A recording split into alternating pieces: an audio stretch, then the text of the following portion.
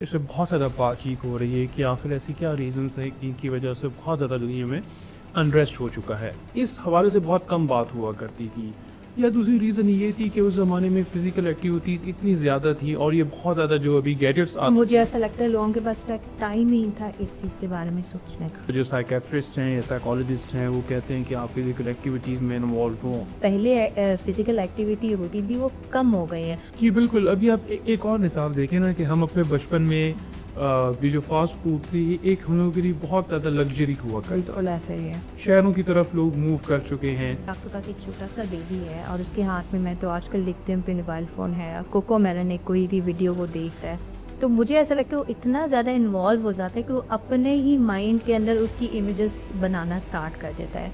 कहीं ना कहीं इंसान को एक आम बंदे को इफ़ेक्ट करती हैं और उसका जो इम्पैक्ट है वो बहुत ज़्यादा नेगेटिव है। हर कोई डिस्ट्रक्टिव है, मतलब छोटे बच्चे हैं कहते हैं कि बस हम जल्दी से एजुकेशन कंप्लीट कर दें। जो उनसे थोड़े से बड़े बच्चे हैं जो एजुकेशन कंप्लीट कर चुके हैं वो कहते हैं कि हम अपने प्रोफेशन में बहुत ज़्यादा अर्निंग स्टार्ट कर हैं। और जो उनसे ज़्यादा अच्छे मैच्योर लोग हैं वो कहते हैं हम फ़ौरन अपनी इतनी प्रॉपर्टी बना लें कि आगे फ्यूचर में हमें कोई प्रॉब्लम नहीं ना हो। क्योंकि इतना जो जल्दी जो लोग इतने जल्दी इसकी क्या रीज़न है? देखिए शॉर्टकट्स।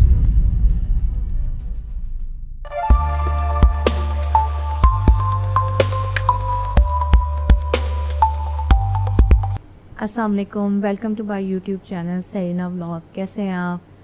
आज हमारे साथ मौजूद हैं मुकीत। उनसे पूछते हैं कि आजकल जो दुनिया में इतना अनरेस्ट है, छोटे छोटे बच्चों को इतनी प्रॉब्लम्स हैं, इतनी मुश्किलात से वो गुजर रहे हैं, हर कोई जो है ना किसी न किसी प्रॉब्लम में मुब्तला है।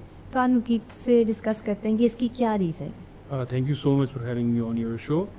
बिल्कुल ये एक बहुत इम्पॉर्टेंट क्वेश्चन है और इसके ऊपर बहुत ज़्यादा रिसर्च हो रही है। इससे बहुत ज़्यादा बातचीत हो रही है कि आखिर ऐसी क्या रीज़न्स हैं जिनकी वजह से बहुत ज़्यादा दुनिया में अनरेस्ट हो चुका है। मैं आपको अपनी मिसाल देता हूँ कि अगर हम लेट 90s की अर्ली 2000 की बात करें तो इस हवाले से बहुत कम बात हुआ करती थी। उसकी एक रीज़न ये भी है कि दुनिया के अंदर उस वक्त इतनी अवेयरनेस और एजुकेशन नहीं थी कि एक आम बंदा जो है वो इस टॉपिक के बारे में बात कर पाता। या दूसरी रीज़न ये थी कि उस ज़माने में फ़िज़िकल एक्टिविटीज़ इतनी ज़्यादा थी और ये बहुत ज़्यादा जो अभी गैजेट्स मुझे ऐसा लगता है लोगों के पास टाइम ही नहीं था इस चीज़ के बारे में सोचने का। असल में देखिए उस ज़माने में लाइफ बहुत फिजिकल थी। लोग बहुत ज़्यादा फिजिकल एक्टिविटीज़ में इन्वॉल्व थे। बच्चे खेलने कूदने में इन्वॉल्व थे। फैसिलिटीज़ इतनी ज़्यादा नहीं थी, इंटरनेट नहीं, सब सोशल मीडिया नहीं था। तो दैट्स वाई आज आप देखिए जिस बंदे को भी मेंटल प्रॉब्लम होती हैं उनको डॉक्टर जो साइकियाट्रिस्ट हैं या साइकोलॉजिस्ट हैं वो कहते हैं कि आप फिजिकल एक्टिविटीज़ में इन्वॉल्व हों, आप वॉक करें, जाएँ, गेम्स खेलें। तो इसका मतलब ये है कि उस ज़माने में क्योंकि ये सब चीज़ें रेडिली अवेलेबल थी और ऑलमोस्ट हर सेकंड इंडिविजुअल किसी न किसी सूरत में फ़िज़िकल एक्टिविटीज़ में इन्वॉल्व होता था। गाड़ियाँ इतनी ज़्यादा नहीं थी, बाइक्स इतनी ज़्यादा नहीं बड़े थी। बड़े घर थे, लोग उसी के अंदर जब अपनी कोई एक्टिविटी करते थे तो वो थक जाते थे। अब तो मैं देखने की फ्लैट सिस्टम इतना ज़्यादा है जिसकी वजह से मुझे ऐसा लगता है कि वो जो पहले फ़िज़िकल एक्टिविटी होती थी वो कम हो गई है।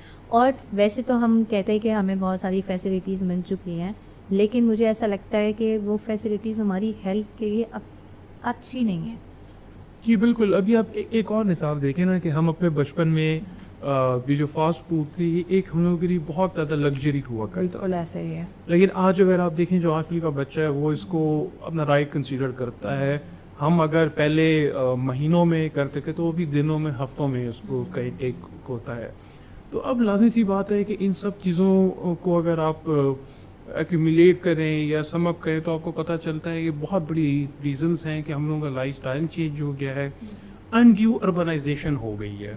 रूरल लाइफ को बहुत ज़्यादा हम लोग डिस्करेज करना शुरू हो गए। शहरों की तरफ लोग मूव कर चुके हैं।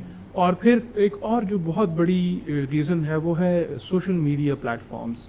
सोशल मीडिया पे आप देखते हैं कि लोग किस तरीके से इन्वॉल्व हो रहे हैं और बहुत ज़्यादा लाइफ के ऊपर इसका इफ़ेक्ट है और नेगेटिव इम्पैक्ट ज़्यादा है क्योंकि जब एक कम जहन का बच्चा या जो पूरी तरीके से प्रॉपर ग्रूम नहीं हुआ होता वो बच्चा जब अपने सामने लोगों को बहुत ज़्यादा पैसा बहाते हुए देखता है या वो लाइफस्टाइल जो धूम धड़का, वो पॉम पेजेंट्री, वो उनका फ्लॉन्ट करना, जब वो चीज़ें देखता है तो वो कहीं ना कहीं दिल में डिप्रेशन की तरफ जाना शुरू हो मुझे जाता ऐसा है। लगता है कि अगर आपके पास एक छोटा सा बेबी है और उसके हाथ में, मैं तो आजकल देखती हूँ पे मोबाइल फ़ोन है, कोको मेलन एक कोई भी वीडियो वो देखता है, तो मुझे ऐसा लगता है वो इतना ज़्यादा इन्वॉल्व हो जाता है कि वो अपने ही माइंड के अंदर उसकी इमेजेस बनाना स्टार्ट कर देता है, जिसकी वजह से वो एक डिफरेंट वर्ल्ड में चला जाता है।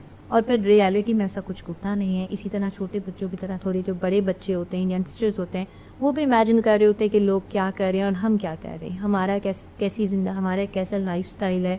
और इन लोगों का चाहे वो सोशल मीडिया में 2 मिनट्स का हो, लेकिन देखने वाला तो ये इमेजिन करेगा ना कि सुबह से लेकर शाम तक इसी लाइफस्टाइल में रहते हैं। तो उसकी वजह से भी मुझे ऐसा लगता है कि काफ़ी ज़्यादा बच्चे जो हैं वो इस चीज़ का शिकार है। मेंटल डिप्रेशन, अगर हम एक बात करें, आजकल बहुत ज़्यादा आम है। इस चीज़ से छोटे छोटे बच्चे भी जो है वो शिकार हो रहे हैं। देखिए हम अगर देखें तो बहुत ज़्यादा व्यूअरशिप, वो जिस कंटेंट की आप बात कर रहे हैं वो ज़्यादातर वो लोग कंज्यूम करते हैं कि जो बदकिस्मती से बहुत ज़्यादा अवेयर नहीं होते। ठीक है, और जब वो अवेयर नहीं होते तो ऑब्वियसली वो फिर उस चीज़ को अपनाना चाहते हैं।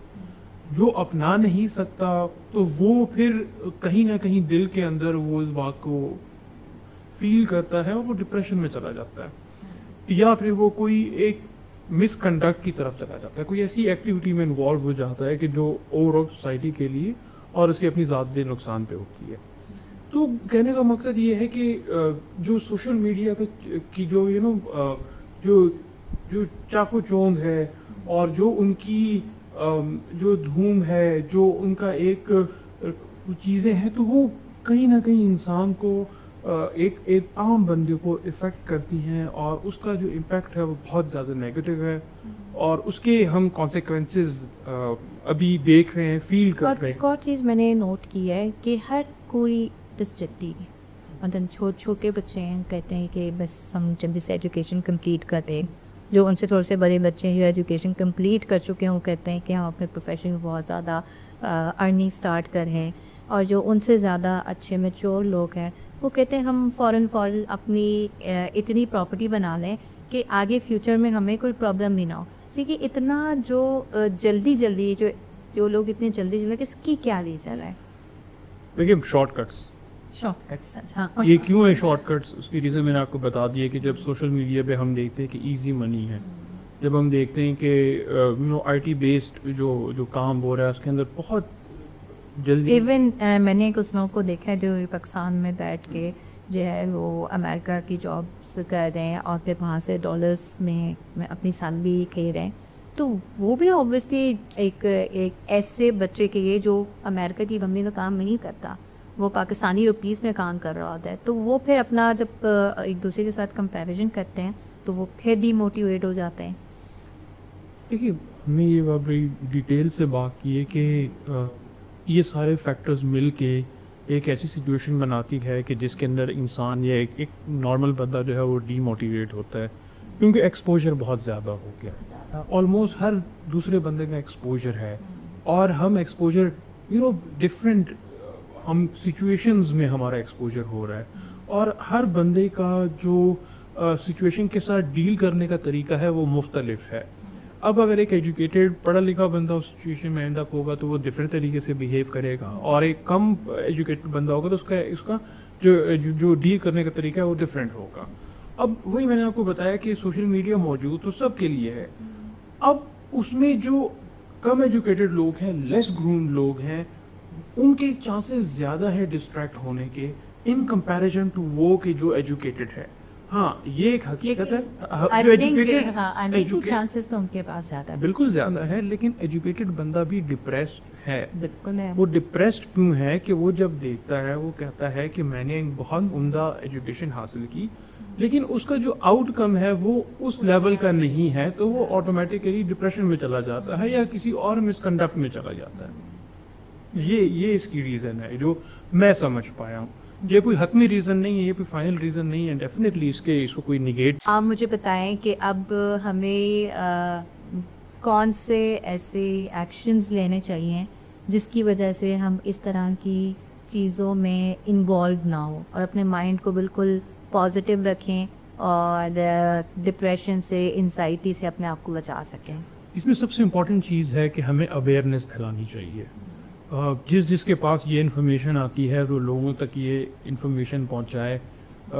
हमें अपने डूज़ और डोंट्स बहुत ज़्यादा क्लियर करने की ज़रूरत है।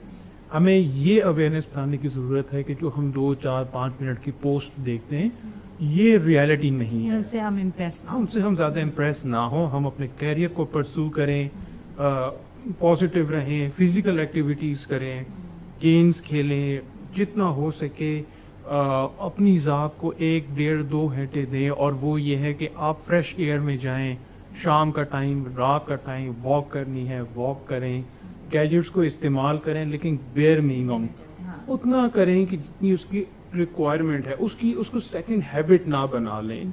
तो ये जब सब चीज़ें हम करेंगे और हम बहुत ज़्यादा फोकस्ड होके अपनी फैमिली के साथ क्वालिटी टाइम स्पेंड करेंगे, अपने बच्चों को भी हम इंश्योर करवाएंगे कि वो इन गैजेट्स में बहुत ज़्यादा इंडल्ज ना हो। देखिए आजकल का जो दौर है वो आईटी का दौर है जिसमें आप अलूफ होके, साइड लाइन होके नहीं रह सकते। लेकिन हाँ, डेफिनेटली रिस्ट्रिक्शंस आप इम्पोज कर सकते हैं। इसमें आप ये बता सकते हैं कि कितने हद तक इसको इस्तेमाल करना चाहिए। जब ये चीज़ें करेंगे तो उम्मीद है कि बेहतरी होगी और आहिस्ता आहिस्ता करके हम लोग अपने अंदर चेंज लेकर आएंगे। हम जब खुद से चेंज लेकर आएंगे तो हम आसपास के लोग खुद ब खुद उम्मीद है कि चेंज फील करेंगे और वो इस अच्छी चेंज को अडेप्ट करना शुरू करेंगे। इंशाल्लाह। थैंक यू सो मच, आपने अपना कीमती वक्त हमें दिया और नेक्स्ट टाइम भी हम उम्मीद करेंगे कि आप हमारे शो में आए और नताएगी। इंशाल्लाह लाजमी, बिल्कुल, जब आप इनवाइट करेंगी तो आएंगे। Thank you.